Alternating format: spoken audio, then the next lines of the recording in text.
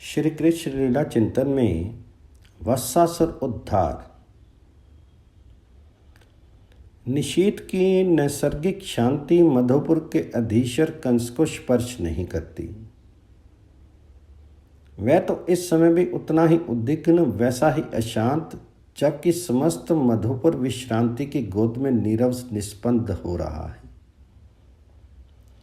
उसके प्राणों में, मन में, रक्त धमनियों में सतत एक झंझावत का सा कंपन रहता है। उसकी भयावह चिंताओं के तार टूटते नहीं। मृत्यु निवारण की अनेकों निरशंस योजनाएं बनती रहती हैं। वह इस संबंध में ना जाने क्या क्या सोचता रहता है, अभी भी सोच रहा है। आह, देवी की बात तो परम सत्य होगी। उसके अनुसार मेरे प्राण अपहरण करने वाले ने जन्म तो लिया ही है और अब तो निश्चित संभावना हो रही है। वे चाहे कोई भी हो, है वह नंद पुत्र का छद्म वेश धारण किए हुए, उसी में छिपा है।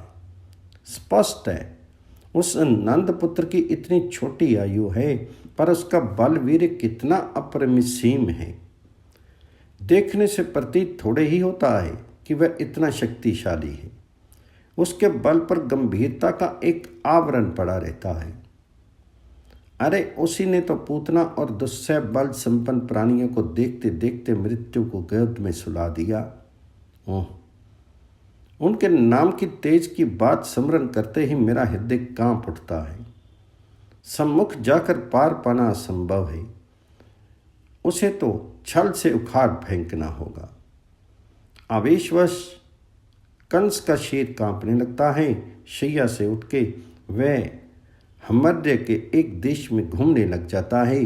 चिंता की धारा भी अविच्छिन्न चलती ही रहती है।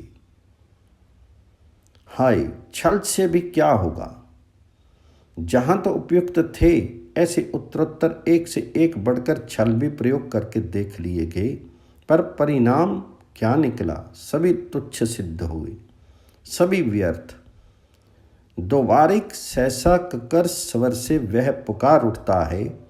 द्वार रक्षक को आज्ञा होती है, अभी इसी क्षण गुप्तचर को उपस्थित करो। चार अपने महाराज के आशय से अपरिचित है, पर आज इस असमय में आवाहन सुनकर उसका हृदय धक धक करने लगता है। वह निकट जाके वंदना करके आज्ञा की प्रतीक्षा करता है। उसे महाराज के मुख पर अंकित भाव की रेखा स्पष्ट दिख जाती है। महाराज भी किसी अन्य भूमिका की बिना ही तुरंत बोल उठते हैं।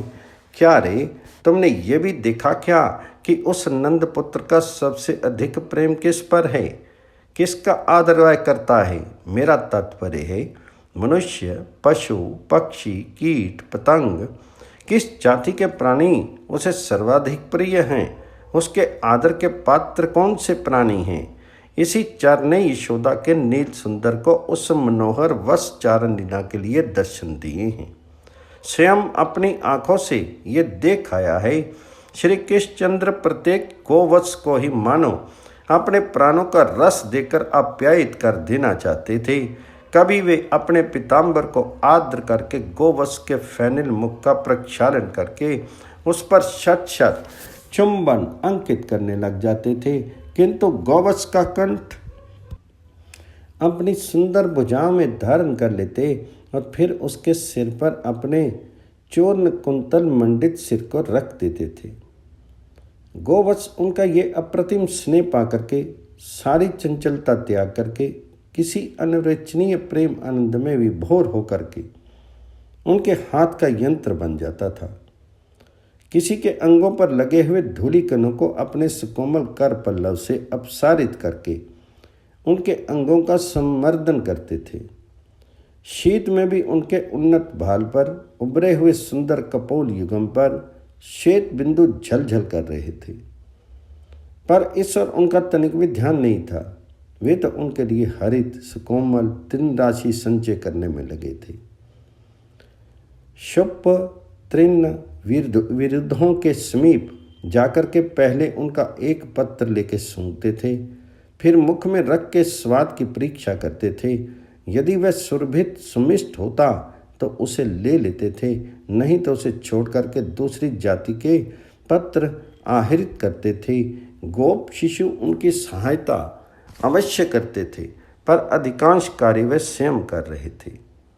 राशि राशि वन्य पुष्पों को लेकर के उन गोप शिशुओं ने मालाएं बनाई थी और श्री कृष्णचंद्र ने प्रत्येक गोवत्स को अपने हाथों से विभूषित किया था। वन में आने से लेकर ब्रज में लौटने तक छाक भोजन के अतिरिक्त उन्होंने और कुछ भी नहीं किया था। एकमात्र वत्स संलालन में ही संलग्न रहे थे। उनकी इस अगणित प्रेमिल चेष्टाओं को देखते देखते चर का राक्षस हृदय भी आर्द्र हो उठा था।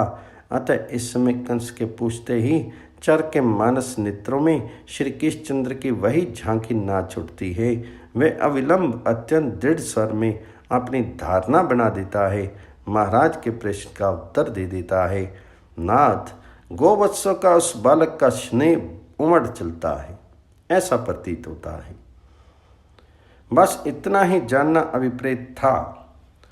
चर को घर लौट जाने का आदेश होता है तथा दूसरे ही क्षण अंग रक्षक सेवक को दूसरी आज्ञा मिलती है, उस वत्सासुर को मेरे सामने बुला लाओ। कंस के मुख पर आसुरी उल्लास की एक क्षीण लहर छलमल कर उठती है। वत्सासुर की प्रतीक्षा में वह द्वार की ओर देखता रहता है, और जब वह आ जाता है तब फिर कंस के उल्लास का क्या कहना, मानो पिता पुत्र का मिलन हुआ है। नित्यज्ञ कंस वत्स दैत्य को ठीक वैसे ही प्रशंसा करने लगता है जैसे वह अपने औरस प्रिय पुत्र के बल वीर्य का सुयश का गान कर रहा हो। यह करके फिर उस पर अपनी अभिसंधि प्रकट करता है। हाँ, तुम मेरे प्रिय वत्सासुर, तुम अब नंद ब्रज में चले आओ और जाकर के एक काम करो। वहाँ वन में वह नंद कुमार वत्सचारण करता होगा, कमारोचित क्रीड़ा करता रहेगा, उसके समीप चले जाना। इस कृत्रिम रूप में नहीं, तुम अपने स्वाभाविक गोवत्स रूप को ही धारण करके कर लेना और उस रूप में ही उस पर आघात करना। भला समान विचार, समान चेष्टा वत्स दैत्य वर्षों से अपने अधिपति का ही तो अनुयायी रहा है। उसे तो अभी वांछित ही प्राप्त हुआ है। उसी क्षण में मायावी वत्स ब्रजेंद्र के वत्सपाल की टो में चल पड़ा। वत्स दैत्य के अनादि संस्मरण की इति होने जा रही है। महर्षि वशिष्ठ की नंदिनी धेनु के वचन सत्य होने जा रहे हैं। एक दिन ये वत्सासुर ही मुरु का पुत्र प्रमिल नामक दैत्य था। यह अमर विजेता प्रमिल भाग्यक्रम से किसी दिन वशिष्ठ के आश्रम की ओर जा निकला। स्वरूपा नंदिनी पर उसकी दृष्टि पड़ी, देखते ही वह प्रलुब्ध हो गया। उसे प्राप्त करने की इच्छा से प्रमिल ने ब्राह्मण का वेश बनाया और फिर वशिष्ठ से नंदिनी की याचना की। महर्षि की वंचना प्रमिल कर सके ये तो कदापि संभव नहीं, पर शीलवान विशिष्ट मौन हो गए। इस दंभी को क्या उत्तर दे। अवश्य नंदिनी इस महत्व प्रवंचना को सह नहीं सकी और बोली, अरे ब्राह्मण बनकर तुम मुनियों की गाय को हरण करने आया है? तू तो मुरु का पुत्र है, दैत्य है, दुष्ट बुद्धि कहीं का। जा इस छल के कारण गोवत्स हो जा। उसी क्षण प्रमिल गोवत्स रूप में परिणित हो गया। अब उसे अपनी भूल की प्रतीति हुई। नंदिनी की महर्षि की परिक्रमा करके उनकी वंदना करके वह रक्षा की भीख मांगने लगा। स्नेहमयी नंदिनी तुरंत द्रवित हो गई और कह दिया, अच्छा जाओ। द्वापर के अंत में वृंदावन में जाकर के जब तुम गोवत्सों के साथ जाकर मिलोगे तब तुम्हारी मुक्ति होगी। तब से अगणित वर्ष व्यतीत हो गए। इस घटना की स्मृति क्रमशः क्षीणतर होती गई। वश आज इसे सर्था विस्मृत कर चुका है और इधर कुछ दिनों से ना जाने कैसे उसमें पुनः कुछ क्षणों के लिए कृत्रिम रूप धारण करने की, अलक्षित होने की क्षमता भी आ गई है, पर वह स्थायी नहीं रहती। नंदिनी के शावश वत्स रूप ही उसका स्वाभाविक रूप बना रहता है, जो हो कभी कृत्रिम, कभी अभिलक्षित और कभी वत्स रूप से अपने माया कौशल का विस्तार करता हुआ वह वृंदा कानन की ओर चला जा रहा है। रात्रि का अवसान होने से पूर्व ही वृंदा टवी की दिशा में दौड़ा जा रहा है। उसे पता नहीं उसके इस मलिन जीवन की, भवाटवी भ्रमण की यही अंतिम रात्रि है। पता तो केवल स्वयं भगवान ब्रजेंद्र नंदन श्री कृष्णचंद्र की अचिंत्य लीला महाशक्ति को है, जो चारकों उन अनोखे वत्स पाल के वत्स चारण का दर्शन कराने से आई थी। कंस के मन में सम्योचित सफुरनाएं उद्बुद्ध कर रही थी, और जो अभी इस समय प्रमील दैत्य को नहीं वत्सासुर को निर्दिष्ट स्थान की ओर भगाए लिए जा रही है। ये तो इधर का मानचित्र हुआ। उधर वृंदावन का अनुपम दृश्य देखिए। सदा की भांति रजनी का विराम होने पर राम श्याम जागे जन्नी के अपरिसीम वात्सल्य से सिक्त होकर के, सुमिष्ट भोजन से तृप्त एवं मनोहर भूषण वसन से सुसज्जित होकर के, शत शत गोप शिशु तथा असंख्य गोवत्सों से आवृत होकर वन में चले। पहले श्रृंग ध्वनि से आकाश पूर्ण हुआ और फिर श्री कृष्णचंद्र के वंशी रव में चर अचर स्थावर जंगम डूबने लगे। कलिंद नंदिनी के तट का अनुसरण करते हुए श्री कृष्णचंद्र गिरिराज परिसर की ओर, ब्रज से दूर वन स्थली की ओर अग्रसर हो रहे। अब जन्नी की ओर से नियंत्रण किंचित शिथिल हो गया है, क्योंकि प्रतिदिन राम श्याम सकुशल घर लौट आने लगे हैं। वन में कहीं भी तनिक भी कोई भी अप्रिय घटना नहीं घटित हुई है। ये बात मैया ने प्रत्येक गोप शिशु से पूछ कर अपने मन का समाधान सा कर लिया है। अस्तु चलते चलते श्री कृष्णचंद्र जमुना तटवर्ती एक परम रमणीय प्रशस्त भूमि खंड पर चले आए। सुंदर विशाल वट वृक्षों से, कपित्थ तरुण पंक्तियों से, हरित तृण राशि से शोभित उस वन की शोभा देखते ही बनती है। गोवत्स तृण चरने लगते हैं एवं अपने प्रिय सखाओं के साथ राम श्याम एक वट की छाया में अवस्थित होकर के उसका निरीक्षण करते हैं। यही राम श्याम के प्राण हरण की इच्छा लिए वह वत्सासुर भी आ पहुँचता है। आते ही वह गोवत्सों की अपार टोली में मिल गया। अवश्य उसकी दृष्टि राम श्याम की ओर ही केंद्रित रही। तृण चरने का अभिनय भी वह कर रहा है, पर क्रमशः राम श्याम के सन्निकट होता जा रहा है। किंतु सहसा एक नई बात हुई। उसके निकटवर्ती गोवत्स इस नए आए गोवत्स के वत्सासुर के अंगों से निर्गत गंध को सह नहीं सके। उसकी गंध पाते ही उनमें भय का संचार हो गया। वे मलमूत्र त्याग करते हुए पूंछ उठा करके कूदने लगे। अपने परम रक्षक की ओर दौड़ चले। श्री कृष्णचंद्र की दृष्टि भी इस ओर चली। कुछ क्षण में उस ओर देखते रहे और फिर बलराम जी से बोले, दाव भैया, प्रातःकाल मेरे साथ तो वह आया नहीं दिखता, तुम पहचानते हो? कुछ बता सकते हो? वह जल के समीप कौन सा बछड़ा है? तुम्हें दिखता है ना? अग्रज बलराम की तो उस वक्त दृष्टि ही नहीं थी। वे तो एक बार उधर देखकर अस्वीकार की मुद्रा में बोल उठे, भैया नहीं, मैं तो कुछ नहीं जानता, कुछ नहीं पहचानता। तो श्री कृष्णचंद्र धीरे से अपना एक हाथ बलराम के कंधे पर रखकर बोले, निरूप्यताम, ठीक से देख के बताओ तो सही क्या बात है। तो इस बार बलराम की तीक्ष्ण दृष्टि वत्सासुर के नेत्रों में समा गई और वे धीरे से कहने लगे, ये तो अत्यंत भीषण प्रकृति का कोई जंतु प्रतीत हो रहा है। रोहिणी नंदन की बात पूरी होते ना होते श्री कृष्णचंद्र ने रहस्य उद्घाटन कर दिया। पूर्वज पूर्व देवोयम, दाऊ भैया, ये तो राक्षस है। फिर तो बलराम ने भी अपने अनुज का समर्थन नहीं किया। बिल्कुल ठीक, देखो ना हम लोगों पर तथा अपने गोवत्सों पर अकस्मात इसकी कितनी क्रूर दृष्टि दिख रही है। ब्रजेंद्र नंदन के मुख पर किंचित रोष की लालिमा भर आई और वे अपने अग्रज के कान में धीरे से कहने लगी, आपकी आज्ञा हो जाए, फिर तो मैं इसे मृत्यु के मुख में पहुंचा देता हूं।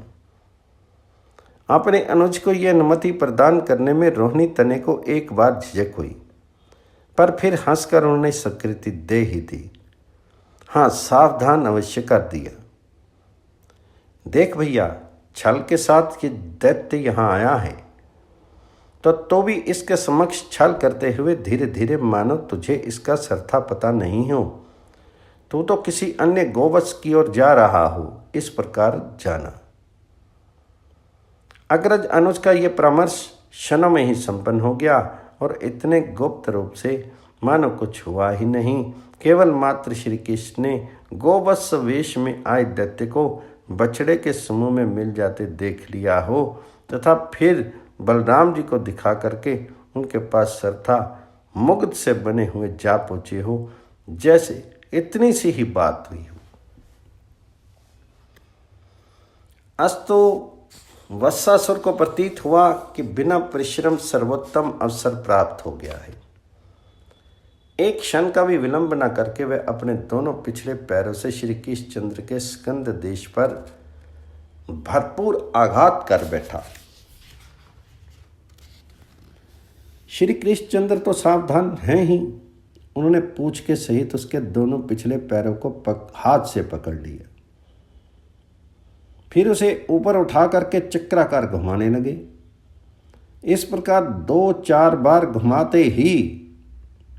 घुमाने की ही देर थी, फिर तो उसके संसार चक्र का परिभ्रमण सदा के लिए समाप्त हो गया। देवजी वत्सासुर के शरीर की समस्त शक्तियां इतने में ही शांत हो गई। शरीर निष्प्राण हो गया। अमृत देह को घुमाने में लाभ ही क्या। श्री कृष्णचंद्र ने उस देह को एक कपित्थ वृक्ष पर पटक दिया। महाप्रयाण के अंतिम क्षण में वत्स का प्रकांड दैत्य शीर प्रकट हो गया था। ऐसे अत्यंत विशाल दैत्य देह के आघात से वह कपित्थ को टूटकर गिरा ही कई कपित्थ तरु एक दूसरे के आघात से छिन्न भिन्न होकर के वत्सासुर के साथ ही धाराशायी हो गई। पुच्छ सहित ले पिछले पाई, दियो फिराई फिराई बगाई, महाकाई ऊपर ही मारियो, बहुत कपित्थन ले धर परियो। सहसा ऐसी घटना घटित देख करके गोप शिशु एक बार तो भय से चित्कार कर उठे। सब शिशु चूरी के सकल बटूरी के, अति भय भरी के, लहत हरीर के। किंतु दूसरे ही क्षण श्री कृष्णचंद्र के मुख पर उज्जवल हास देख करके, अग्रज को उल्लासवश ताली पीटते देख करके उनका भय जाता रहा है। अवश्य वत्सासुर के उस भीषण बृहद शरीर को देख करके उनके आश्चर्य का पार नहीं रहता। और अब तो सभी बालक एक स्वर से श्री कृष्णचंद्र को साधुवाद देने लगते हैं। भयो अचंबो देखी के चकित भय ब्रजबाल, या खल में रक्षा करी धन धन्य गोपाल। अंतरिक्ष से परिसंतुष्ट हुए देववृंद भी श्री कृष्णचंद्र पर समन वृष्टि करने लग जाते हैं। सुर हरबे न फूलन बरसे। वत्सासुर की चरम परिणति क्या हुई, इसे भी गोप शिष्यों ने तो नहीं, सुर समुदाय ने अवश्य देख लिया। उस दैत्य के अंतर्देश से निकली एक परम ज्योति श्री कृष्णचंद्र में लीन होगी। वस दैत्य को ये योगेंद्र मनेन्द्र दुर्लभ गति दे करके श्री कृष्णचंद्र तो गोप शिष्यों के साथ मनोरम बाल्य विहार में तन्मय होने लगते हैं। और अंतरिक्षचारी विबुद्ध वृंद की सिद्ध गंधर्व किन्नर की वृत्तियां लीन होने लगती हैं राम श्याम के सुयश गान में। उनकी अन्य समस्त वासनाएं समाप्त हो गई हैं। वह सबके अंतस्थल के तारों पर एक ही झनकार है, श्याम बलराम को सदा गाऊं। श्याम बलराम बिनु दूसरे देव को स्वप्न हूँ माही, नहीं हृदय लगाऊं। यह जप यही तप यह मम नेम, व्रत यह मम प्रेम, फल यह ध्याऊं। यह मम ध्यान यह ज्ञान, सुमरिन यही सूर प्रभु देहे, हो यही पाऊं। श्री कृष्ण भगवान जी की जय। यशोदा मैया के लाल की जय। नंद के गोपाल की जय।